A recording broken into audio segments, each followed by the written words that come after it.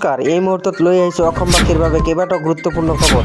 আজি হ'ল 13 ফেব্ৰুৱাৰী। অসমৰ লগত ভাৰতৰ বিভিন্ন প্ৰান্তৰ পৰা কেইবাটাও গুৰুত্বপূৰ্ণ খবৰ যুগুত কৰা হৈছে। অসমবাসীৰ বাবে লৈ আহিছোঁ এটা বিগ ব্ৰেকিং নিউজ। কামৰূপ মহানগৰী জিলা আয়ুক্ত কাৰ্যালয়ৰ সভাকক্ষত বৃহস্পতিবাৰ জিলা পথ সুৰক্ষা সমিতিৰ এখন গুৰুত্বপূৰ্ণ বৈঠক অনুষ্ঠিত হয়। প্ৰধানমন্ত্ৰী নৰেন্দ্ৰ মোদীয়ে এদিনীয়া ভ্ৰমণসূচীৰে আজি অসমলৈ আহিব। কিছু সময় পাছত মোদীক কঢ়িয়াই অনা বিমানে অসমৰ ভূমিত অৱতৰণ কৰিব।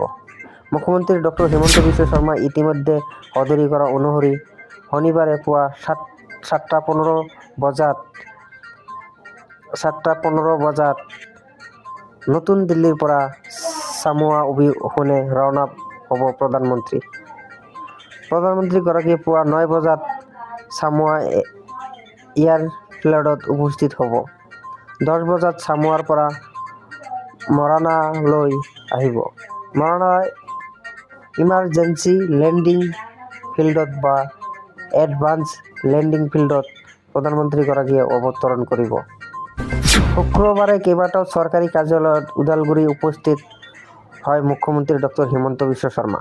মুখ্যমন্ত্ৰীগৰাকীয়ে দিনে প্ৰায় 1 বজাত ওদালগুৰি চহৰত উপস্থিত হৈ চহৰখনৰ মাজমজিয়াত এখন উৰণ সেতুৰ আধাৰশিলা স্থাপন লগতে চহৰখনৰ নিকটৱৰ্তী চাপকাঠি নিৰ্মাণ হ'বলগীয়া বিটিচিৰ মিল সচিবালয়ৰ আধাৰশিলা স্থাপন কৰে।